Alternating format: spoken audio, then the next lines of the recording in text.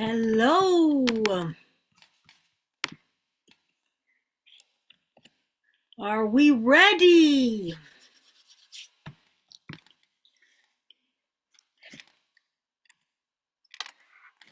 Okay. You don't want to be screen sharing. Okay.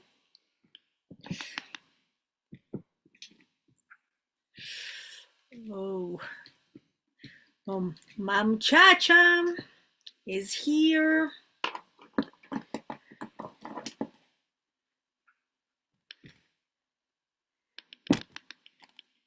Oh. Mom Erna. Let's do a round of testing our microphones, please. Randy? Okay. Yes, ma'am. Hello.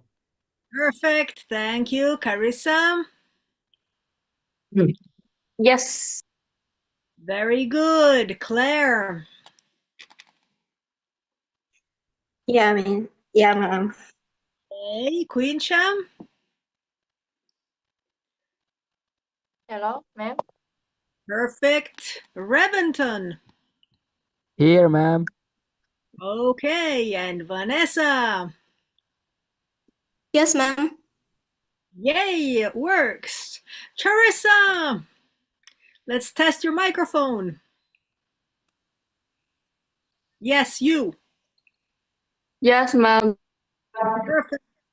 And Giselle? Yes, ma'am. Yay! So we are all ready to rock and roll today. Let's rock the world like global citizens. Yes, remember. Thank you. Oh, so sorry, guys. I'm getting my out self. Guys, good evening. So I remind you to everyone who haven't got the virtual background, so please use it. Okay, now you can change it on your device and put your phone on the right positions. Are you ready today, guys? Yes. Okay. Give your thumbs up. Well, start now. Thank you. Give the mic to our Master of Ceremony, Randy Sutanto. The floor is yours.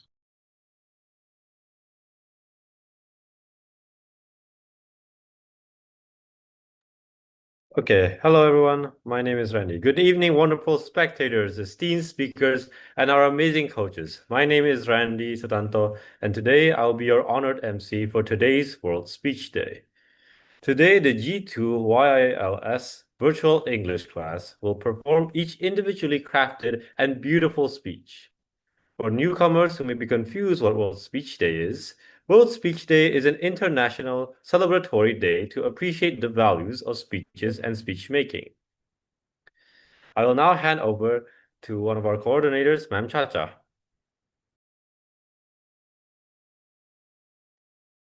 Yeah, so Randy, okay, so have we done the opening prayer? So sorry, because I'm keeping myself to chat.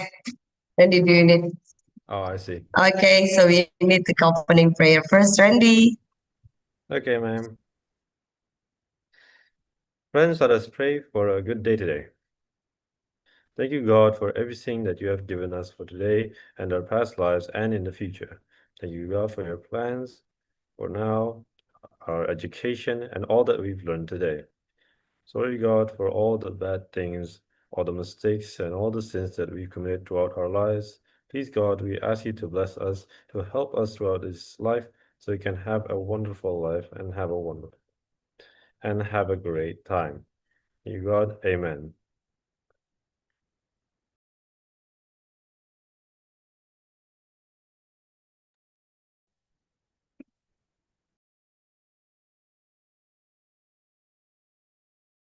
Now I'll be handing over the mic to Ma'am Chacha.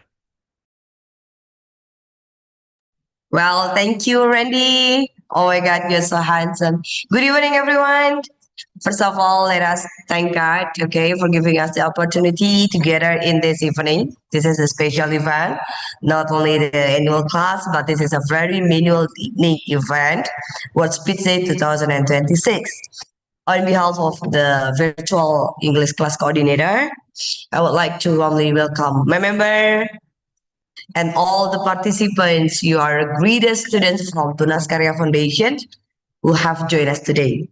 So, World Speech Day 2026 is a special moment where people from different school, okay, so from different island come together to share your ideas, express your thoughts, and inspire one another. This year, our themes are Speak as a Global Citizen. These themes remind us that our voices are powerful. Through speaking, we can share our values and then contribute positively to the global community. I'm a proud teacher, I'm a proud coordinator to see the enthusiasm, all of you who are willing to learn, to speak up, and then to grow in confidence. Events like this are not only about practicing your English, but also about building courage, character, and also leadership. I also would like to express our sincere appreciation to our coach, my member, who has guided and supported the students in preparing this event. Your dedications, ma'am, and encouragement mean a lot to all of us. To all participants, this is your moment. Do not afraid to express your ideas, and then please speak with confidence, speak with respect, and then most importantly, speak from your heart. Finally, I hope this event will be inspiring, enjoyable, meaningful, and then please let us celebrate our voice and learn from one another as a global citizens. One more word. Please do your best, your very, very best, nothing but your very, very best. Thank you for your participation and have a good speech day, everyone. Good evening and enjoy the program. Yay. I give the mic, I give the mic to you, Randy. Okay, thank you, Ma'am Chacha, for giving me the mic. Next, I will give the mic to Ma'am Amber so she can say her welcoming speech. Ma'am Amber, the mic is yours. Thank you, Randy. And thank you all for joining today. I don't know how not to tell you how proud I am of you. We are indeed acting as global citizens in this class because I'm joining you from Italy, and we have other coaches who have been helping out and joining from other countries as well. And when I think about your first day starting this program year, how most of you didn't feel sure of yourself, and yet here you are today, reaching across oceans, reaching around the globe with your message today, speaking confidently because you believed in yourself and you trusted us, and so now here we are. And I just don't want to be taking away any more time from you because I'm so excited to hear all of your amazing speeches with all of your different viewpoints and ideas, innovative, deep, thoughtful, caring, and each one of you has demonstrated already how you do already think like global citizens. So let's start today's speech marathon, so to speak, for World Speech Day with none other than our MC, Randy, delivering his first speech. How can we utilize video games? Randy, over to you.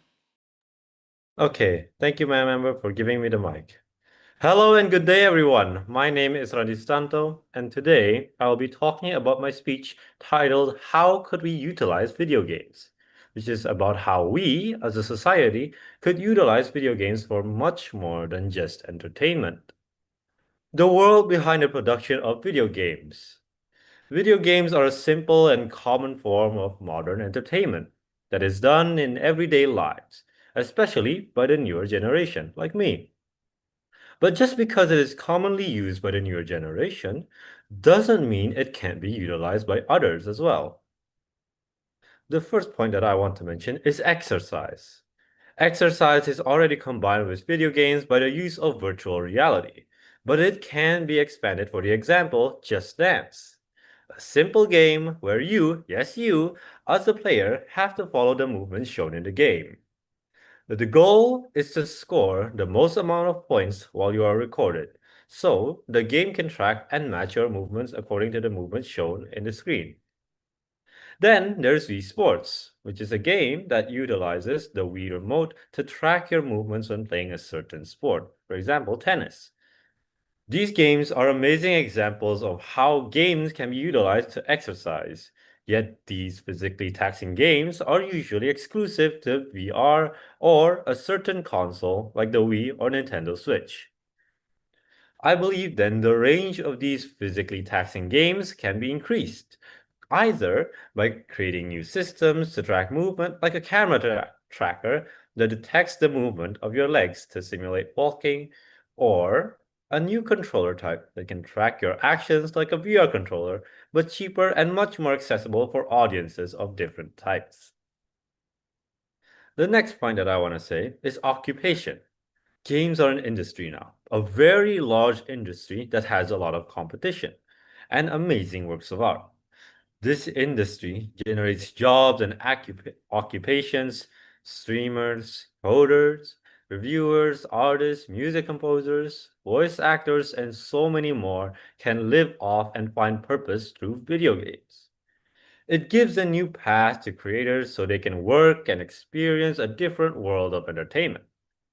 I feel that this alone can insinuate how I view games, especially its industry, and what potential it has for the future. It's diverse. The gaming industry is extremely diverse. Sometimes it's disappointing, like the Project Mind's Eye, which was supposed to rival GTA 5. But it can also be a redemption, like Outer Wilds, which was a mess when it started releasing, but it grew up and its development process showed how you can trust a game company to improve on their games through critical feedback. And as each game has its own genre, that means it gives us much opportunity to people, arguably even more so than the film industry, due to the amount of coding and equal amount of management they have. It's truly amazing to me how it went from a simple ping pong game to stuff that touches the hearts of people to this day. And the last point that I want to make is potential relationships. War is a very consuming thing. It consumes the lives of innocents, the funding of nations, times and lives that we'll never be able to take back. Why not use video games to help this? Back in my days, there used to be a few memes of what if world leaders played games like Minecraft. The idea has entertained me quite a bit, and I don't see why not. It's not professional, not at all. But maybe that's what they need. Maybe that's what we need to loosen up. Imagine instead of world leaders initiating wars, sending nukes, they resolve it in a match of Valorant, and whoever wins has to listen to a restricted contract set up by a global legal team. But a game like Minecraft can also be used to help students in a class or even in an entire grade to get together, have fun, and get to know each other, creating this little community that's very wholesome in my eyes. As I've heard of Minecraft being used in a school community to teach, for example, Minecraft Education Edition, or even get to know each other while keeping the students entertained. Because sometimes when you're face to face, it can be quite awkward. Games like Animal Crossing, I believe, can also be used in education, whether it's in art, coding, or even practical or logical training, even this interior design, as games can be well designed, cater to a popular genre, but still follow all the addictive and fun mechanics of a well-made game. Personally, my teacher recommended our IT class to play something called Code Combat. And despite being an RPG game, it still has small elements of coding and logic-based puzzles. And so these are the reasons why I think video games can be utilized in an everyday scenario that I was able to fit into a singular speech. In short, I think games are able to get us fit and healthy, busy and successful. Last but not least, it can give us friends and relationships we would never get to otherwise. It has been an honor to be a speaker today, and I wish you all a wonderful lifetime.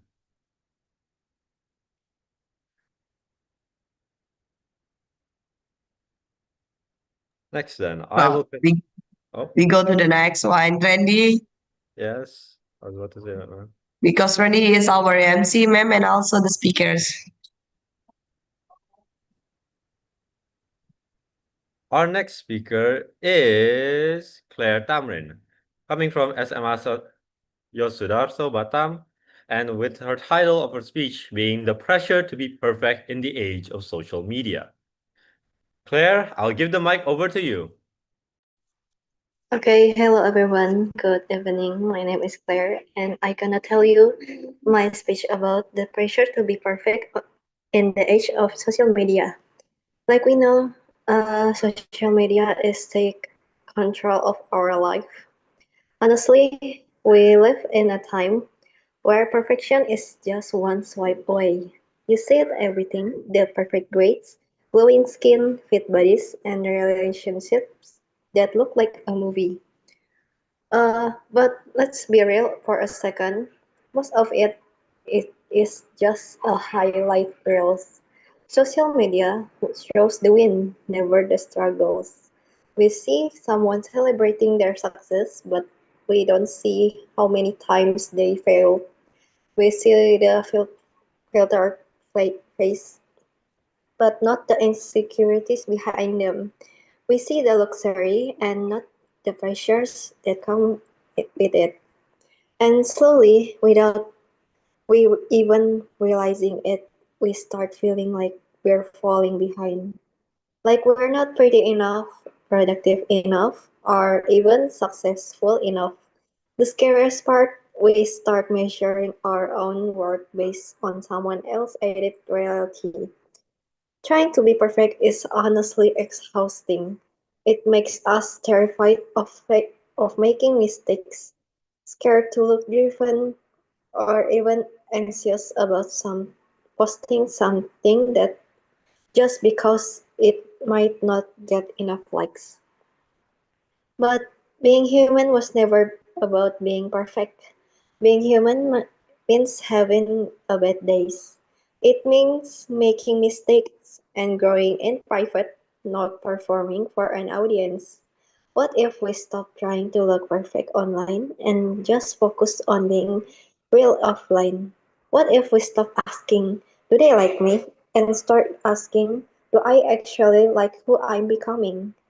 At the end of the day, your value isn't defined by the followers, likes, or comments. It's defined by your characters, your kindness, and your courage to just be yourself. Maybe the real challenge today isn't becoming perfect. Maybe it's just being authentic, and that's something no filters that can ever replace. Yeah, I think that's all. I'm gonna pass my mic to Randy. Thank you.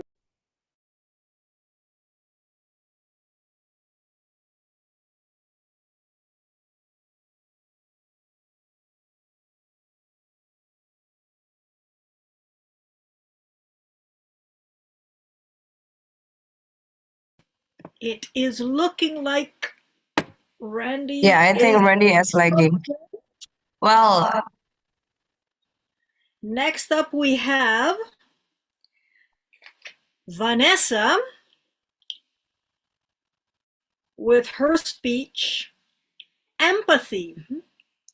Vanessa, please present yourself and deliver your speech. Thank you, ma'am. So, good evening, everyone. Today, I would like to talk about an important things. How to be a world citizen. First, what does it mean to be a world citizen? Being a world citizen means understanding that we are not only part of our own country, culture, or community. We are also a part of a bigger family in the whole world. People around the world maybe speak different language, have different traditions, and live in different places. But in the end, we are all human beings who share the same planets. However, to truly become a good world citizen, we need something very important: empathy. Empathy means the ability to understand and feel what other people are experiencing. It means putting ourselves in someone else's position and trying to see their perspective. When we have empathy, we become more kind, more mature, and more open to people who are different from us. Empathy helps us to become true world citizens. For example, when we hear about people suffering from war, like what happened with Russia and Ukraine, discrimination, and people start panicking when the media said that the word War 3 almost come. Well, the empathy is helping us with this situation to care, to help other people. It reminds us that their pain matters just as our pain. In conclusion, being a world citizen is not only about where we live, but about how we treat others. If we practice empathy in our daily life, we can help create a world that is more peaceful, more understanding, and more united. And perhaps being a world citizen is not making the world perfect, but we can make the world better. And remember, with empathy, you are not just a human, you are a human with humanity. That's all from me. Back to you, Randy. Okay, thank you, Vanessa, for your very interesting speech today about empathy. Next, I will be moving on to Reventon. Reventon, your speech is how different cultures with the same principles. I'll be handing over the mic to you. Hello, everyone. Have you ever traveled somewhere new and noticed how everything feels completely different? The food tastes unfamiliar, the language sounds different, and even simple greetings may not be the same. At first, it can feel confusing, but after spending time there, you will begin to realize something interesting. Although the customs may differ, people there are quite similar. We live in a world where distance is no longer a major barrier. Through internet, education, travel, and international collaboration, now we can interact with people from many different cultures. Every day, we see different traditions, lifestyles, and way of thinking.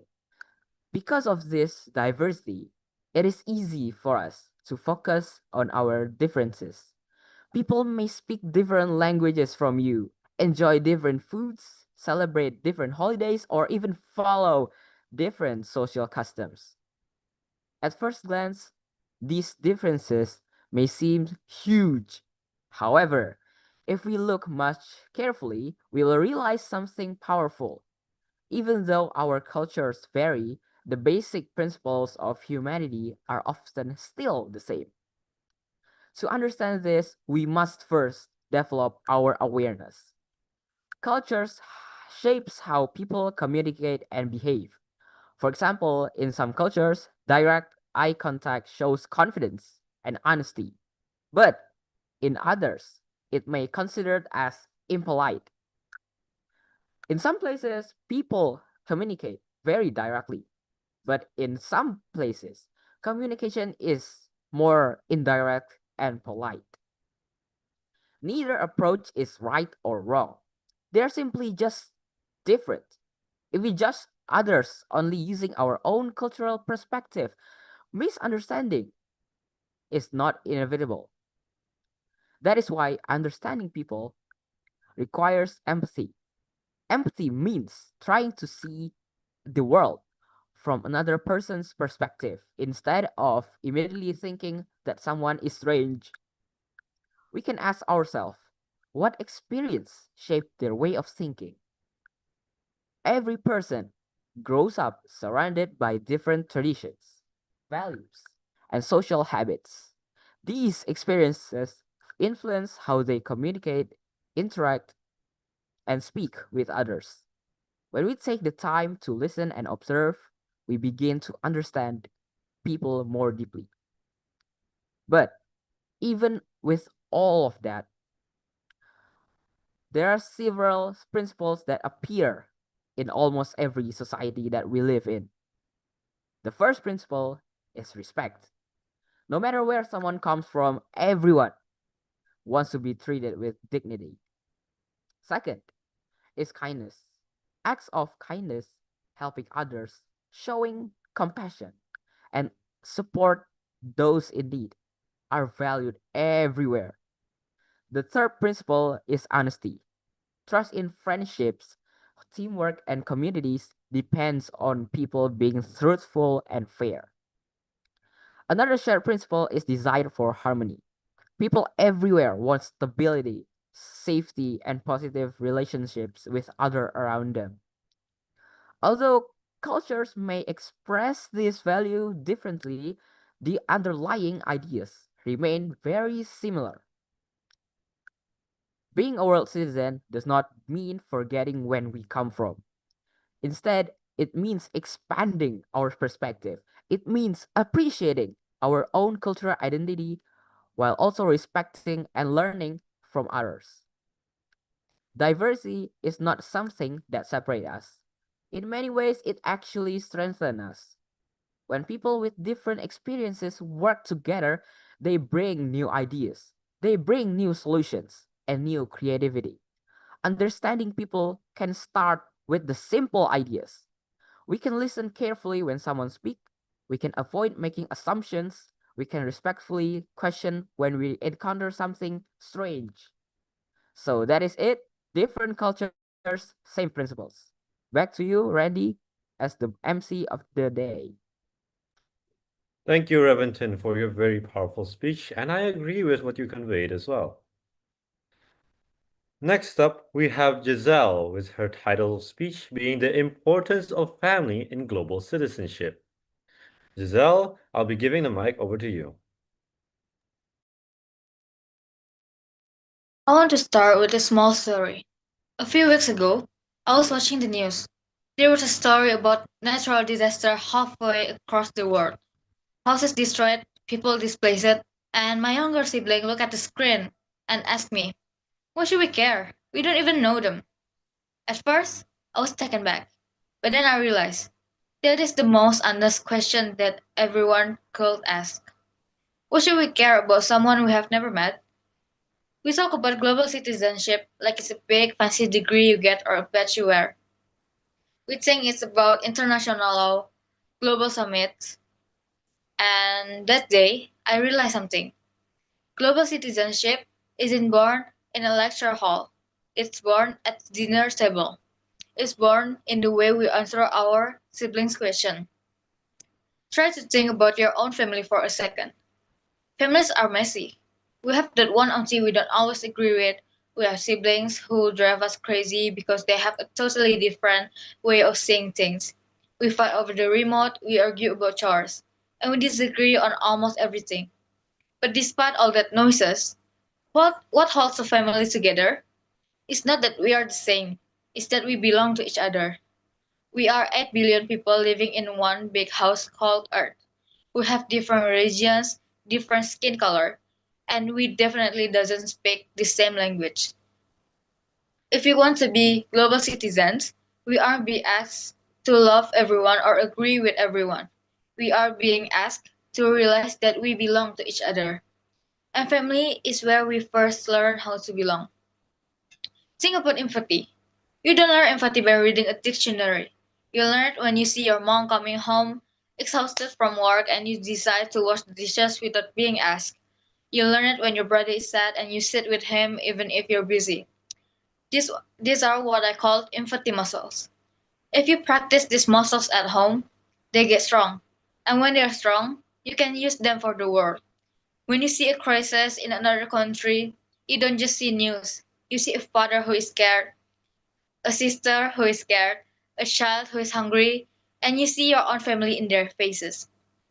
That is the core of global citizenship, the ability to see a stranger and not a foreigner, but a human being. The way our parents or our siblings talk about the world outside matters more than we think. If a family sits together and talk about those people as if they are a threat or a burden, they are building walls. But if a family talks about those people with curiosity and respect, they are building bridges. If we can create a sense of peace and respect within our own four walls, how on earth can we expect to create it between nations? So, love your family, listen to them, practice kindness there first, because once you have learned how to be a good citizen of your own home, being a citizen of the world becomes the most natural thing in the world. Thank you. Back to you, Randy. Thank you, Giselle, for that wonderful speech tonight. Next up, we have Bella. Your speech is titled Your Voice Matters. I'll hand over the mic to you, Bella. Thank you, Randy. And hello, everyone. My name is Bella Clarissa. Today, I want to share a quick story, and the title of my speech is Your Voice Matters. I will try to keep this simple and relatable, especially for fellow students like me, are just trying to survive school life. Honestly, speaking in front of people is super awkward. Let's be real. Our hearts start thumping like a drum, our hands feel like they have been sitting in a freezer, and our brains suddenly decide to go on a vacation without telling us. Have you ever been there? You study so hard for the test, you review everything, you feel 100% ready, and then the teacher calls your name. Suddenly, your brain shows a 404 error. Sorry, this information is no longer available. I remember one time in class, my teacher asked a question. I actually knew the answer. In my head, I was a total genius. I even nodded to myself like, yes, Bella, this is your moment. You are the next Einstein. But when it was my time to actually raise my hand, my brain showed, go! But my hand said, nah, we are staying right here on the desk. So I just sat there pretending to look very deep in thought while I was actually screaming on the inside. Then my friend raised their hand and gave the exact same answer I had. At that moment, I wasn't mad at them. I was just disappointed in my shy hand. But that's when I realized something. Sometimes we stay quiet not because we don't know things, but because we are terrified of being wrong. We are afraid of what people might think. But there's a truth. Silence doesn't just keep us safe, it keeps us small. I realized that if I can't even raise my hand for a simple question in class, how am I going to stand up for the big things later in life? This brings me to a bigger idea, being a citizen of the world. Maybe you think, Bella, I'm just a student. What does my voice have to do with anything? Well, being a global citizen isn't about having a fancy passport. It's about caring. The world has a lot of problems, like climate change or people not getting along. This problem won't be fixed by people who stay silent. If we practice using our voice today, right here in this room, We are actually training ourselves to be the leaders and the creators of tomorrow. Every big change starts with just one person speaking up locally. So I started taking baby steps. I start raising my hand even if I'm only 70% sure.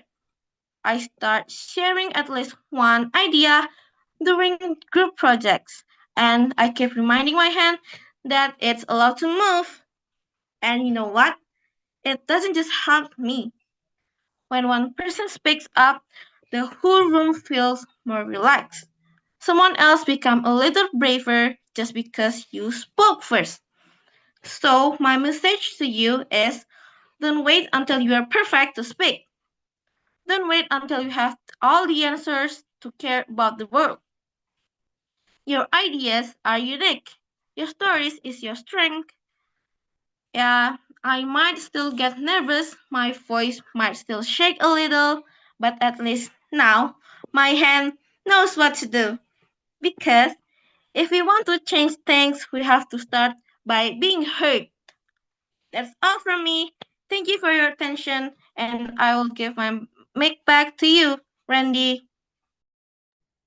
Thank, thank you, Bella, for that very inspiring message and wonderful speech that you just gave off today. Next up, I will be moving on to Osric with his speech titled as When Things Fall, How Crashes Build the Ground. Osric, I'll give the mic over to you. Alrighty then. Thanks for the mic. Thanks for the mic. So, when we hear the word crash, we usually think of a disaster, a stock market crash, a car crash on the highway, or a computer system crashing at the worst possible moment. The word itself sounds violent, sudden, and uncontrollable, but as citizens, we don't experience crashes as statistics or charts. We experience them as moments that disrupt our everyday lives. They affect our safety, our jobs, and our communities, and sometimes our sense of stability. Pressures make the ground beneath us feel less certain. But if we look at history carefully, we begin to notice something interesting. Many of the systems we rely on today were shaped by crashes that happened in the past. In other words, the ground we stand on today was often built after something fell apart. So let's start with financial crashes. When the stock market crashes, most citizens are not thinking about complicated economic terms. They're thinking about real things like their jobs, savings, businesses, and future. Family worry about their income.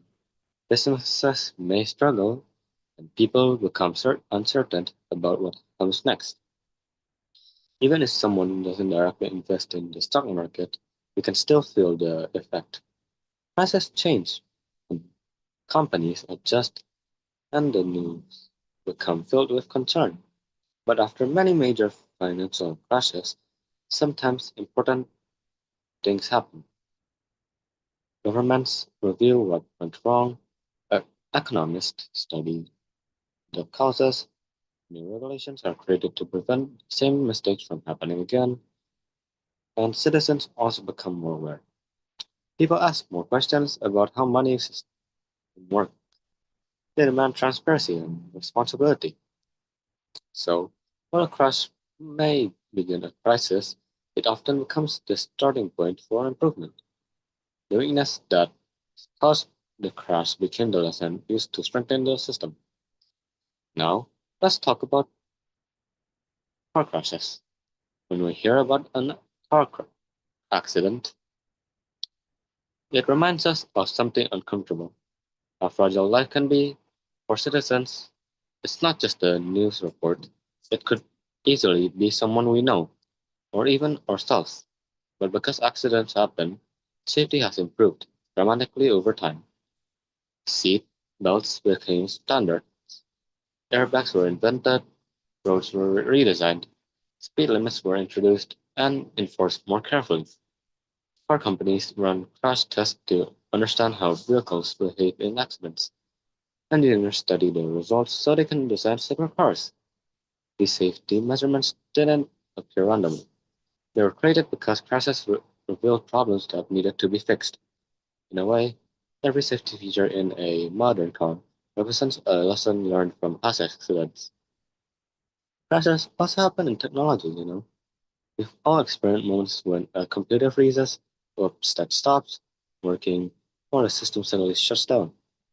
It can be frustrating, especially when we depend on technology for schoolwork or communication. But when systems crash, engineers investigate the problem. They study the errors and look for weaknesses.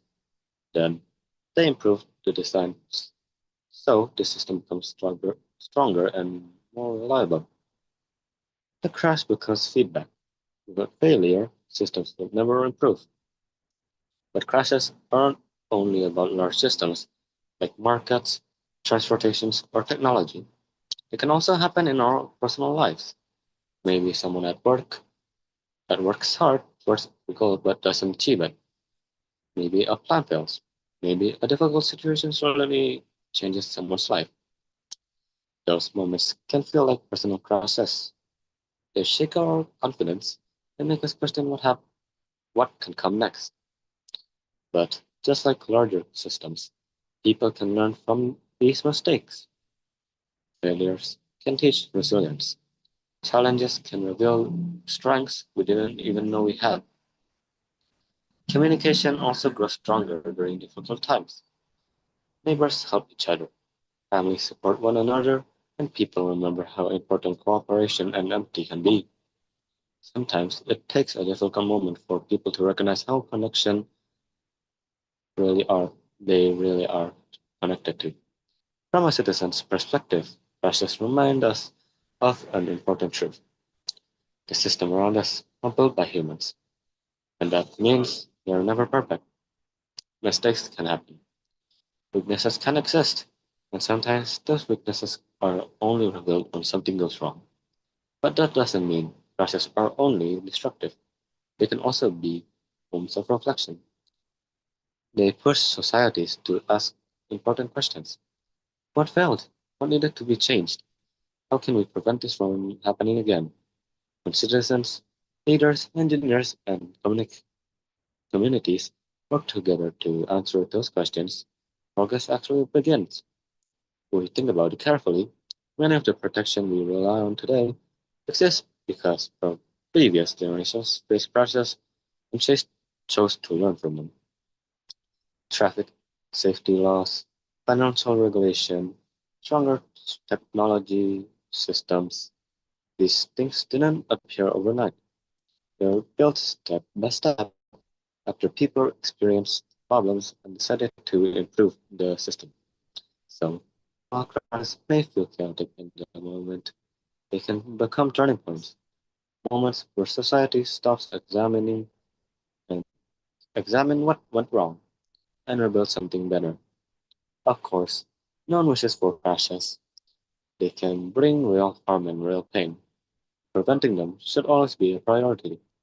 But history shows that crashes do happen. They don't have to be the end of the story. It can be the beginning of us change. The ground, the ground we stand on today is layered with lessons learned from the past, and the ground future generations stand on will depend on how we respond to systems that are being tested. So, when the ground shakes, whether from a financial crisis, an accident, a technological failure, or even any personal challenges, yeah, we have to face it. We can allow the crash to leave only damage behind, or we can learn from it, rebuild carefully, and create something stronger than before.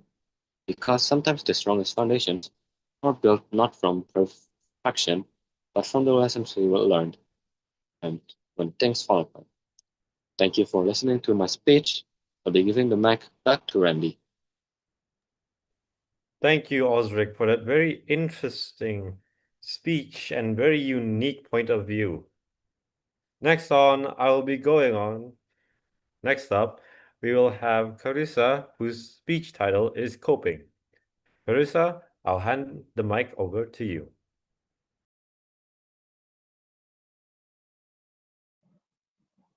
Hey, good evening, everybody. And I'm assuming it's good morning or good afternoon for Ma'am Amber. Today, I am in this Zoom meeting to present you my speech with a rather very short title and a very rushed script about coping. Now, as a world citizen or as a person in this world, we have we have a lot of things in common despite a lot of difference. Like first, we obviously are human. Second, we are civilized. But do you know there's also something among us that connect us as well? That lies in our consciousness. Now, what is that? Well, it's coping, or more better known as a coping mechanism. Now, first, we need to understand what is a coping mechanism. Well, to put it in simple terms, a coping mechanism is a strategic way of managing, reducing, or as well as handling stress or trauma in a situation that your brain might deem uncomfortable to be in. It can happen consciously with you doing it on purpose or also unconsciously when your brain just automatically shields you from whatever is making you uncomfortable.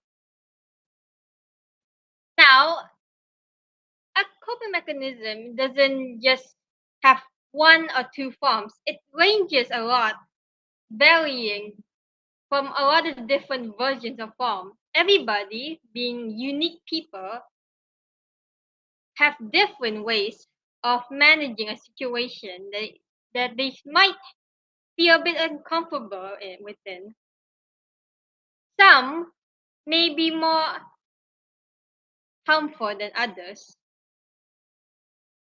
I'm going to give you and maybe explain a little about some examples. Like one of the most known harmful examples is displacement. Displacement is a coping mechanism where you would place this suppressed anger onto another thing instead of the actual source where you got the anger from. Now, given that the world is rather in quite shambles, chaotic actually,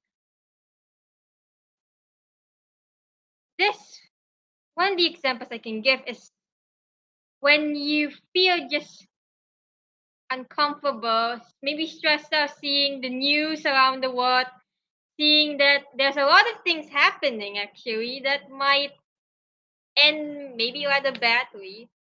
But instead of facing it, you decide to put this anger, this stress onto other people or even yourself, even if you're not the source,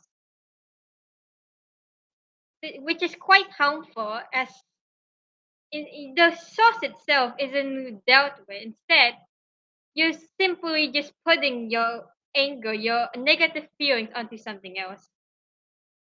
However, coping mechanism also can be positive, of course.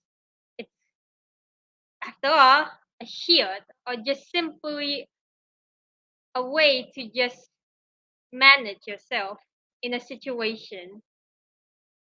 There's a lot of positive coping mechanism actually. Like for example, proactive. Proactive is where before you can register the stress within the situation, your mind already sets to attempting to fix the situation before you yourself start to become overwhelmed by it. An example I can give is, well, of course, everyone here already knows the shutdown that might come to Indonesia because Indonesia itself had ran out of fuel and hasn't gotten any.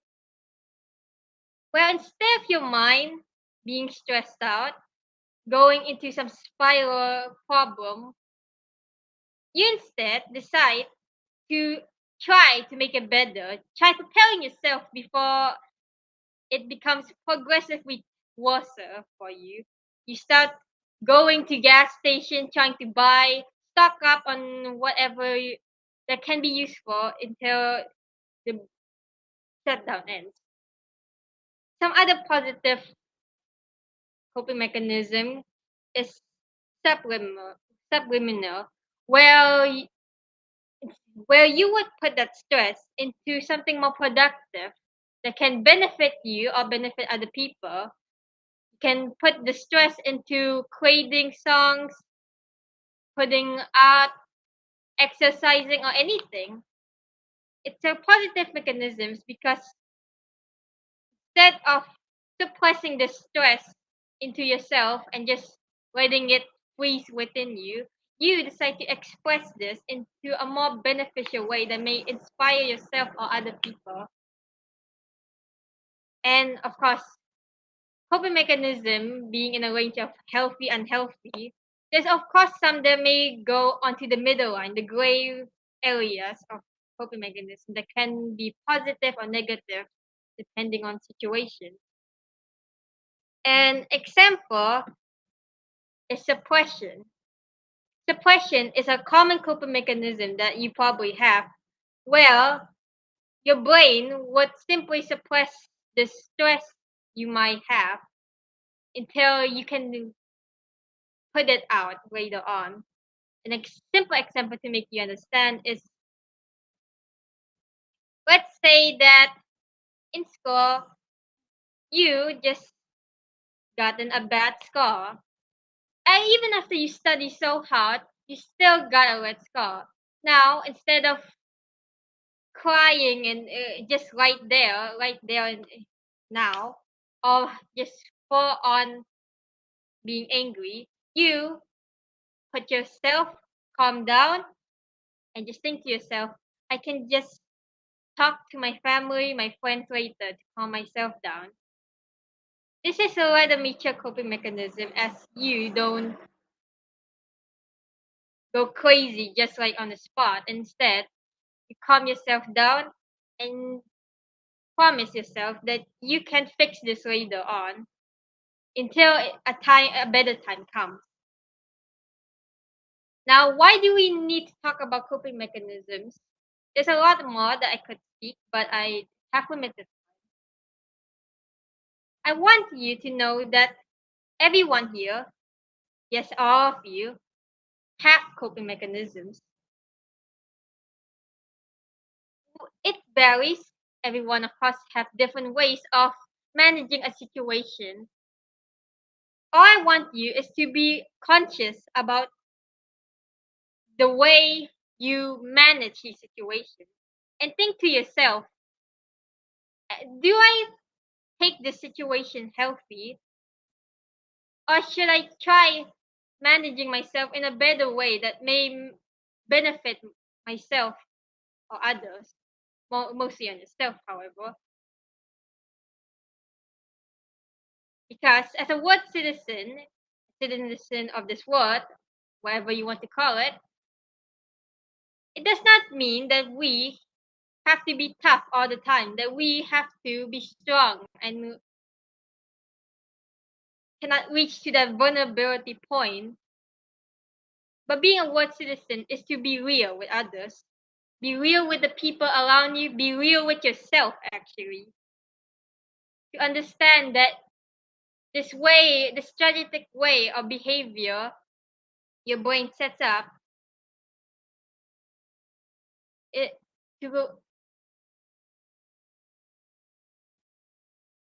just understand how the brain reacts to situations around you, to people around you, to understand about the ways how somebody manage and how you manage.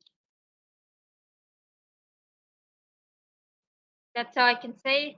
I'm going to give the mic back to our MC Randy. Thank you for listening. I'm sorry if there's any mistake. Thank you.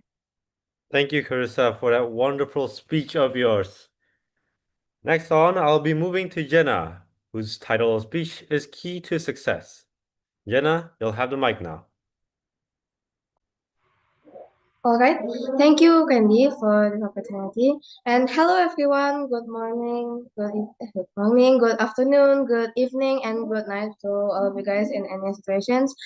And of course, my name is Jana Azragdafi. I am from Vocational High School, Tunas Karya, Pangkal Pinang.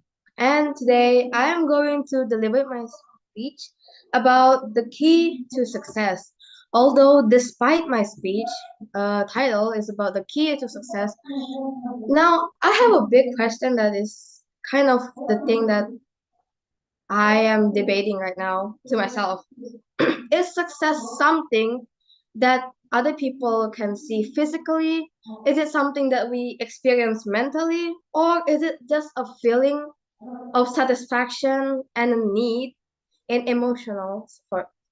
I don't know.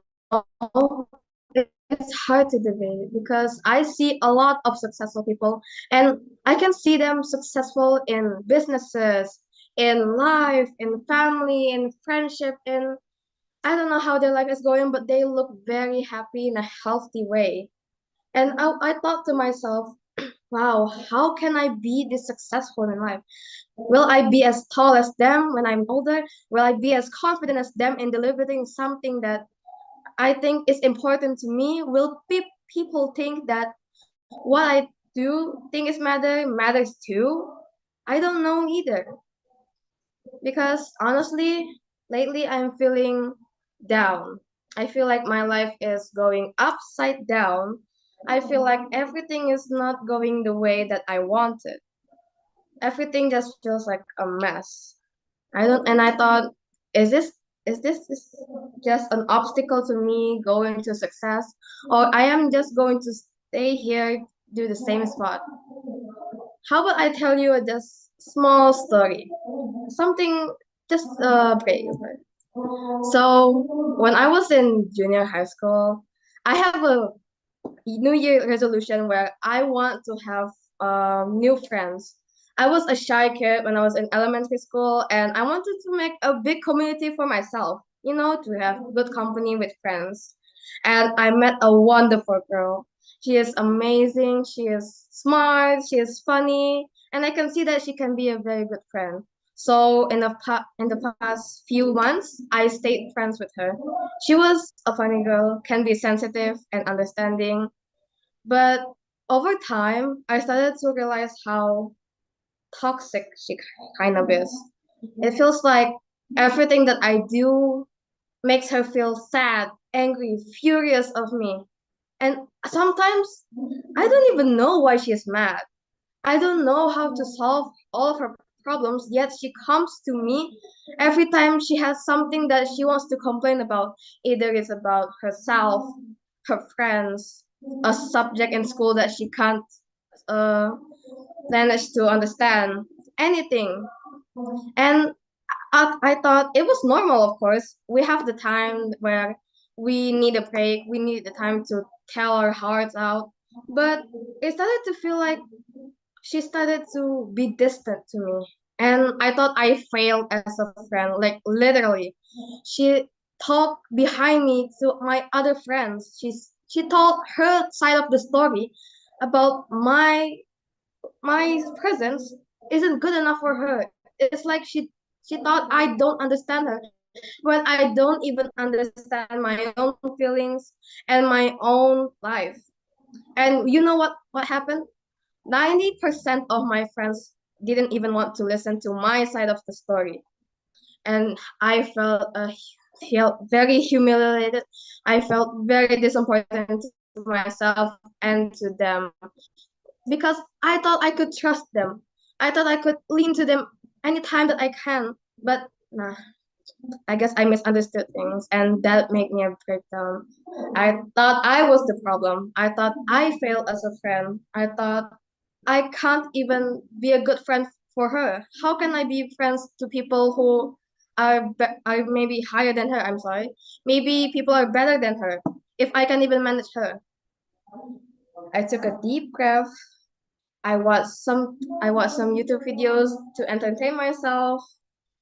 I keep calm and I cry a lot. I think it's one of the biggest obstacles in my junior high like that. And I don't know if I could have more friends now.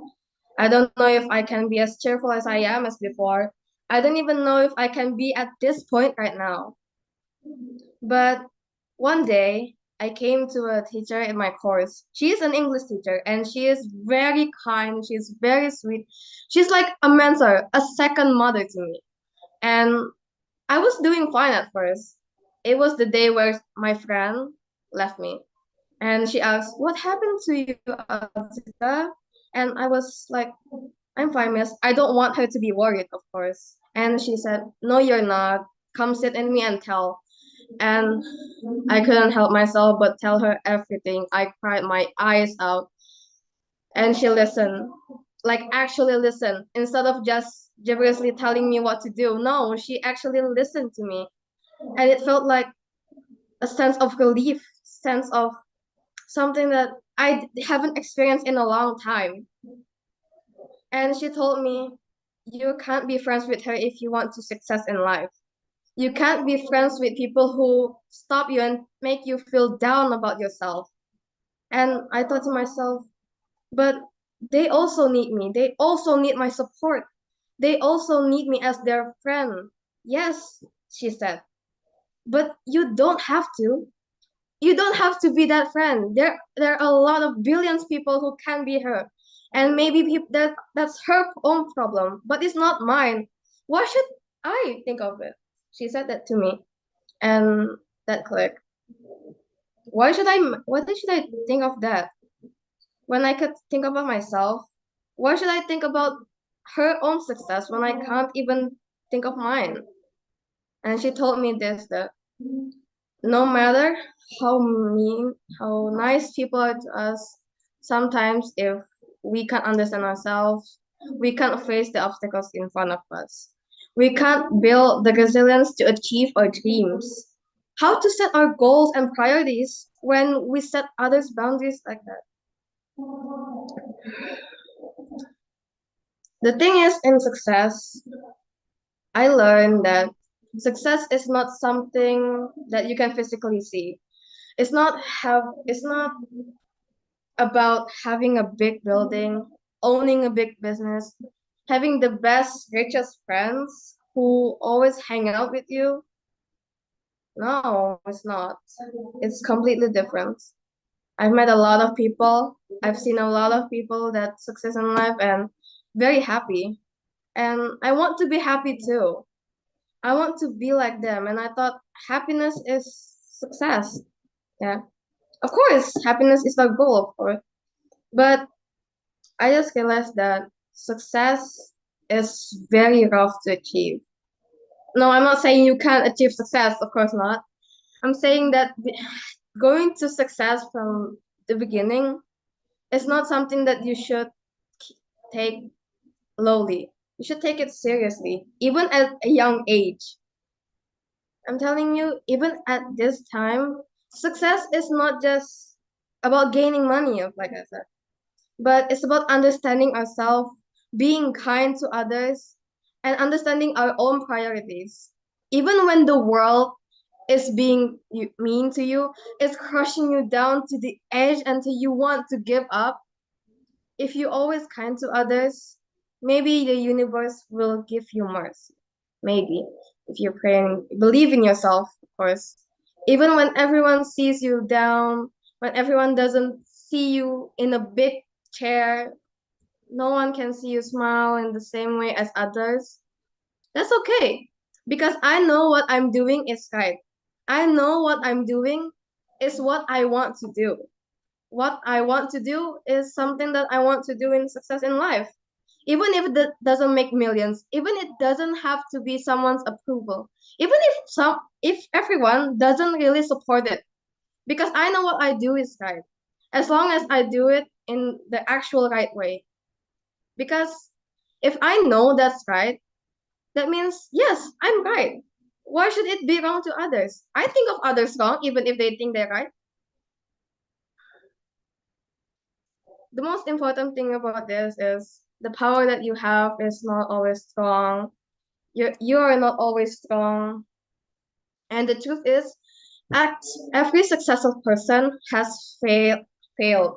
Okay, even though no one sees them and only sees them, guys, they failed. Okay, they use it as a stepping stone in grow to learn and to improve. What can you do to build those resilience and achieve your dreams?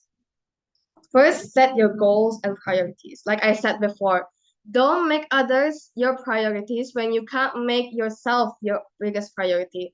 Second, manage your time effectively. I may not be the best person to ask for time advice, but I still believe that time matters because from day to night, the time ticks, and ticks tock, and you can't waste it all the time. You can't think, oh, I will be success in the future. How? You can even success in right now. And it doesn't have to make people proud. It makes yourself proud. And third, don't afraid to ask help. Don't be scared to be judged. Okay? As long as you trust the person. Even if like there's no physical someone, but you can just see a mirror. Okay? I ever talk to myself in the mirror for hours and it made me feel better because I give myself motivations like I treat myself like other person and it actually helped. Use it as a planner and reminders and stay organized that way. It doesn't have to be always perfect, but you can manage it. And asking for help doesn't have to be people who are already succeed. It can be your parents, your friends, anyone that you can trust always. And most importantly, believe in yourself. I've told this a lot of times to all my friends. I've just told to you to believe in yourself, but I'm going to say it one more time. You have the power to choose your path and create your future. Do not let anyone, including yourself, tell you what you can't do. Even if you say you can't do it, how? How can you say that you can't do it when you can't even start it? Okay? You are capable of achieving it as long as it's possible and it's not impossible. As long as you want to do it. Like my mom said, if you want to do it, then you can do it. It's not that you can do it but you don't want to do it. It's useless, you know. Remember, you're not alone. You're capable of achieving your dreams. So, right now, achieve it. And right now, I think I think that I am successful of delivering my speech. And that's what I'm proud about. Maybe it's not the best for you guys, but that's okay. I'm proud of myself, and I'm sure you guys are proud of yourself because you know you can do it and you just did it. I'm so proud of you guys. Yes, and that's all from me, from Jenna Azrak Dafi, and yeah, good night, everyone. I give the mic back to Randy. Thank you. Thank you, Jenna, for your very inspirational and heart-touching speech, especially talking about your own experience. But before we go on to the next speakers, I want to remind everyone of the online event rules. Participants must attend 10 minutes before and use their full name as a Zoom display name. Second, participants must wear a batik costume neatly and appropriately. No t-shirt. 3, cameras must remain on throughout the event. 4, microphones must be muted when not speaking. 5, each participant is given a maximum of 5 minutes to deliver their speech. And 6, the language used must be English, except for Mandarin participants. And lastly, there is no need to introduce yourself or mention your name, school, or speech title, as the MC will introduce you. Next up, we'll be moving on to... I wonder... Queen Shah, with her title being The Shades of Grey. Risha, I'll give the mic over to you then. Osric, can you turn on your camera? Okay, hello everybody. Good morning, good afternoon, and good evening for everyone across the world watching. And today's piece, I will talk about the shade of gray in people. There are so many shades of gray. There are one closer to the light, closer to the dark one, or even blue one. or even green. That's applied to people too. We are different individually. Uh, sorry.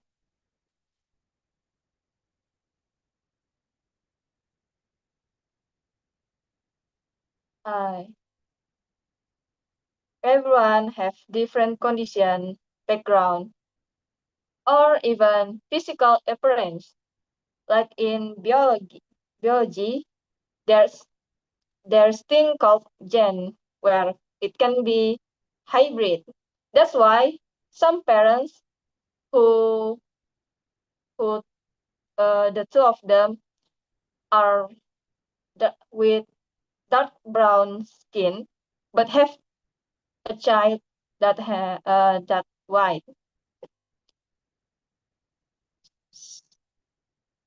And today, now we're moving to the term of port citizen. It sounds like a big inspiring idea. It means that we don't just don't belong to one city or one country. We belong to the huge human family of of 8 billion people. But being a citizen of such a big world is actually quite complicated. Most of the time, we try to make things simple. We like to look who's the one in the right or the wrong one. Who's the hero? Who's the villain? Who's our friend? Who is the enemy? We do this because it's much easier to pick a side. But uh, but if you look at the real world, the world of law, history, and different cultures, you will see that almost nothing is actually that simple. The real world of being a global citizen doesn't happen in the extremes. It happens in the shades of gray. My today's theme.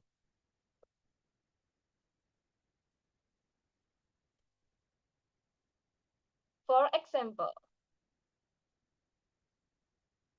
uh, a bully, that tried to redeem themselves. No, just because they redeem themselves, they are not 100% become good. There's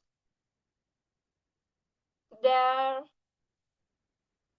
actions before still affect the victims of their, but we can keep telling the bully that they can't be redeemed, that they are still a bad person, even though they want to change. Yeah, you can't forgive them easily. You you can do not trust them easily. Suddenly, when they're try to be good, but we can't forcing them to believe they are still a bad person. When they want to change for the better, it will worse the progress of their to become a better person. There are also the folk story of Indonesian one called Timun Mas. We all know this story, right?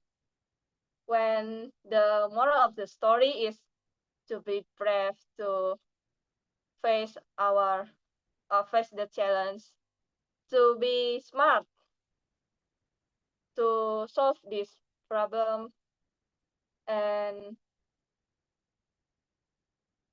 apa tuh?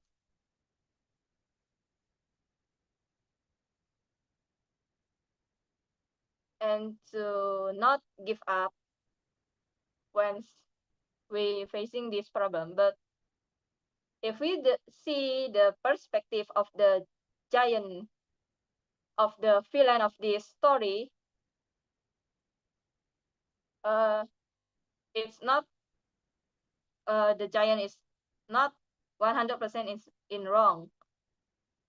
The giant gave the old lady a seed, cucumber seed.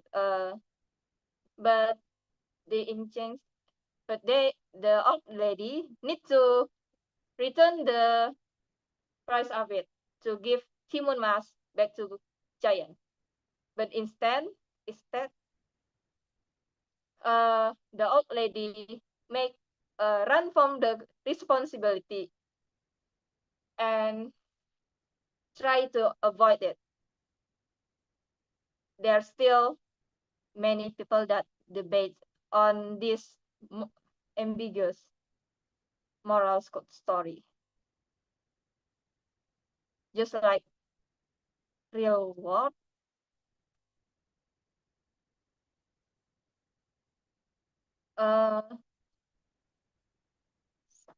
so the moral of the story is become ambiguous and the situation turn out to be gray. We need to find the balance between these things. This is what civil war is all about. It's not about one perfect rule that fits everyone's, but it's about a constant negotiation between different needs. Just like the laws, beside the equality, the law also need the equality, which means we treat people with fairness. We see why the reason why they become this, the fairness. So for the example, the murder. Why they murder? They could, it could be the form of self-defense, or even there are a kidnapper and so on. So that's why in the law, that reason can reduce the amount of the punishment, but still the person who murders be punished.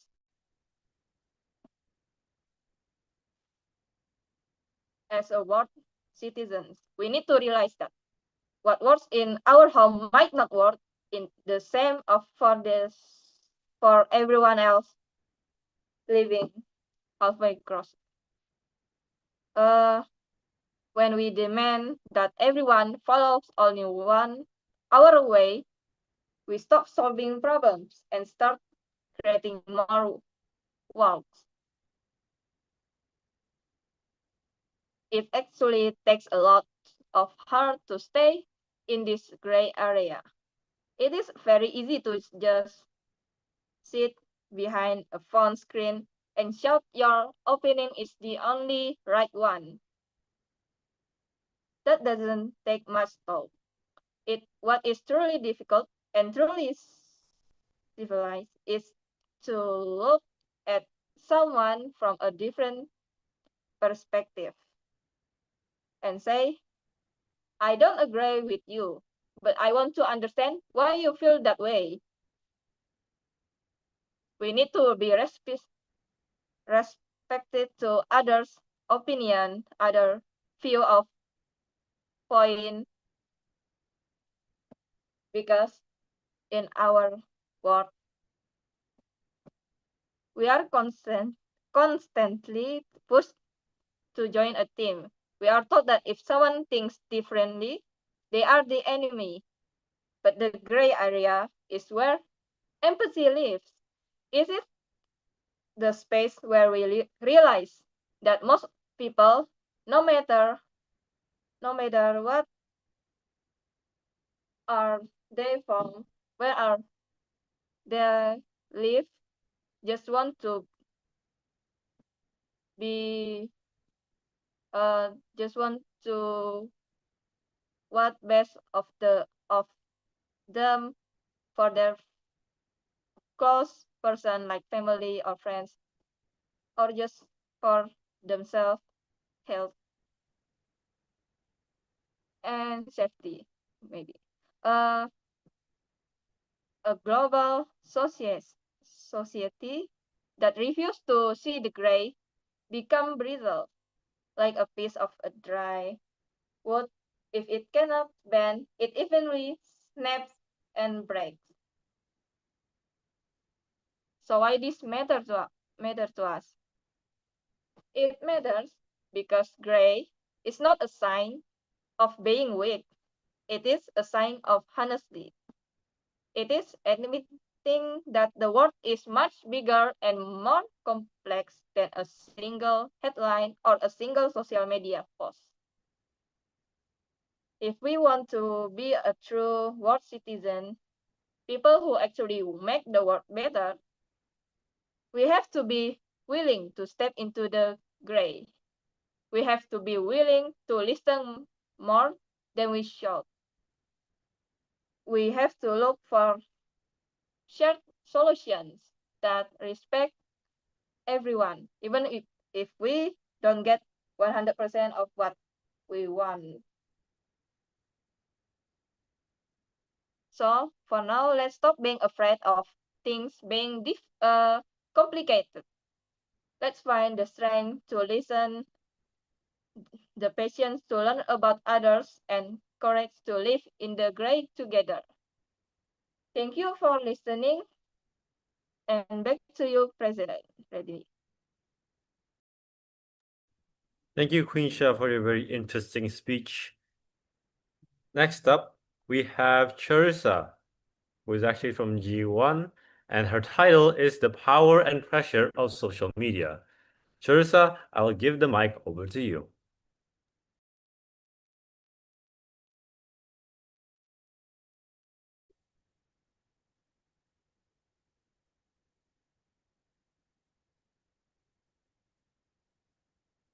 Oh, I'm sorry. Let me put that away.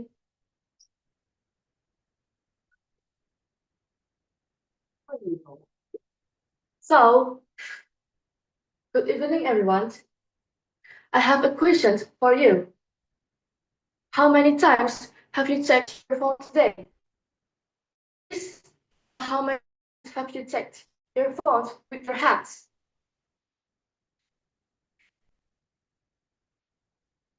Maybe 5 times, 10 times, or even more.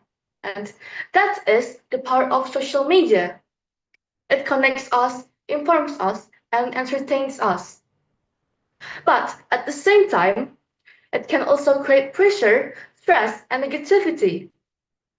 Today, I would like to talk about social media, the stress it can cause, such as FOMO and online harassment, and how we can use social media responsibly as a global citizens. First, what is social media? So, social media is an online platform where people share their thoughts, opinions, photos, and experiences. It allows us to connect and communicate with people not only in our country, but around the world. Because of that, when we use social media, we are not just interacting locally, but globally. In other words, we are acting as a global citizens. However, social media is not always perfect. Behind the fun posts and the colorful pictures, there are also challenges. One of the biggest stressors is FOMO, which stands for fear of missing out. This happens when other people posting about their achievements or happy moments, and we start to feel like we are being left behind. Because of this, many people keep checking their phones again and again so they don't miss anything. Another serious issue is online harassment. This includes mean comments, cyberbullying, spreading rumors, or sending hurtful messages online. Even though these words are written on the screen, but they can still hurt the people's feelings and affect their confidence and their mental health. Because of these challenges, governments in some countries sometimes take actions to limit social media. For example, Indonesia. This is the biggest and the most shocking news this month. The access to certain social media platforms will be restricted starting from 28 March because of many people spread of misinformations, engage with cyberbullying, and also many people experienced social media brain rot, and it refers to short and repetitive content. So it can make us hard to focus on our important tasks and our daily life activities. And the solution is first, we should think before we post. We should ask ourselves, is it kind? Is it true? Is it helpful? And the second is we should stop spreading negativity. If we see bullying or harassment online, we shouldn't support it, but instead, we should report the behavior and support the person who is being targeted. Despite many challenges, social media also has many benefits, such as it helps people stay connected with their friends and family, gives us access to information, and it allows people to share ideas and creativity. And also, social media can either lift people up or bring them down. The difference depends on how we use it. And we should choose kindness instead of hate, and responsibility instead of carelessness. Let's not let social media control us, but let's control social media. I am Carissa Juana Fernando. Thank you. Thank you, Charissa, for your wonderful speech tonight.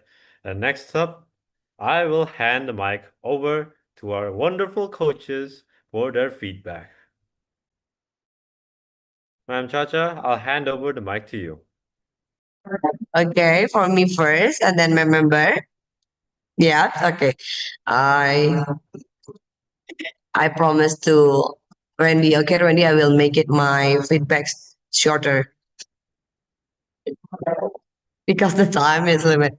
Well, guys, I just do the feedback and technically, okay, I do so sorry because I do the focus to listen to your speech. Everyone, it's my student because I do some discussion to raise the meeting with Randy and also some discussion with Ma'am Erna also because we are live streaming, do the live streaming right now, and some things will be banned if we are doing something bad or maybe doing the mistake because one account of Ma'am Erna has been banned. Then I just got a point for some technique issue. For the first one, please guys, we learn from the event, okay? The first one is about our list. Please make sure you are there in the list.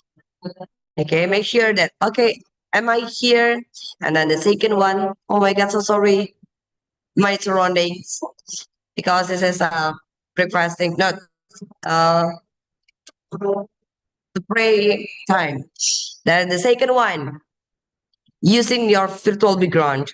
Okay, so make sure you try it on your virtual background before you join the class. Or we still have some minutes to have prepare the virtual background.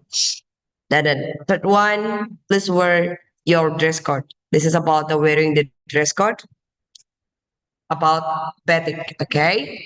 The fourth one, make sure the device in the best position. So sorry, I give the examples like Jenna, put your phone or maybe your laptop in the right position. So we do not need to put my neck go down and so on.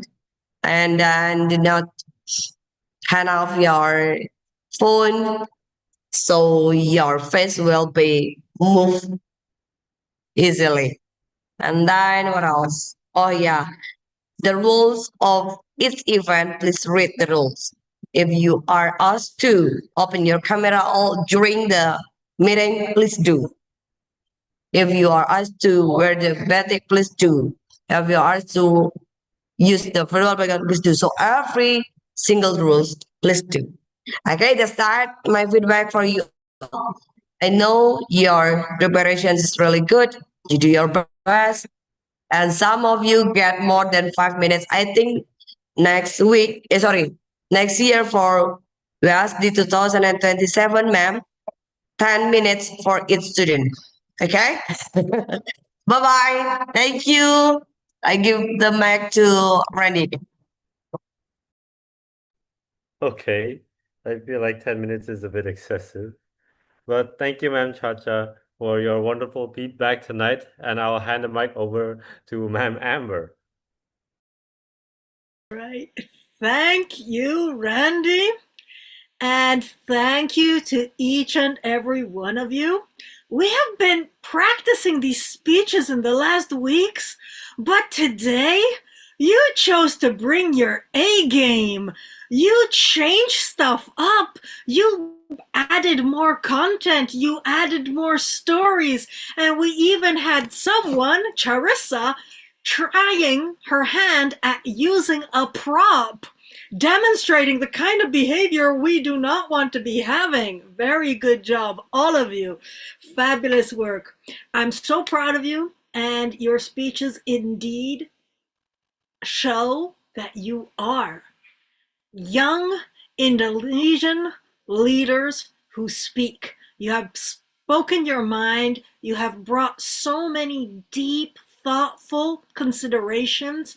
And the intention that I see across all of your speeches is you really want to make this world a better place, not just for Indonesia, but for the whole world. And that is exactly what it means to speak like a global citizen.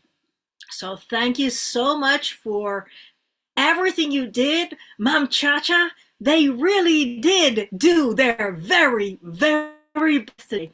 So keep up the great work, and I am so happy to tell you next week, no class. Yay, we get to party, and we will see each other in 2 weeks in the virtual English class.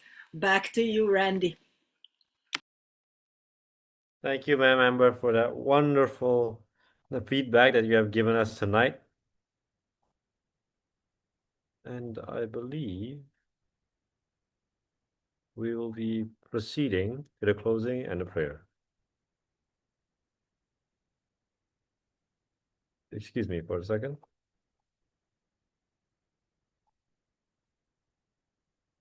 Ah, here it is. Okay. You can tell I am a bit nervous and confused, but let's do the closing prayer for tonight for World Speech Day. I will lead the prayer, and we will pray according to our own beliefs and religions. Thank you, God, for everything and everyone and every opportunity that we had today, that we have in our entire lives. Thank you, God, for everything, truly everything. Thank you for the food that we eat, the drinks that we drink, the world that we live in. Thank you, God. Sorry for all the bad things that we may have done in our lives, whether it's in the past, present, or the future. Please, God, help and guide us so we can have a wonderful life, learn more, and become better people and global citizens who can truly shape the world to a better place. Thank you, God. Amen.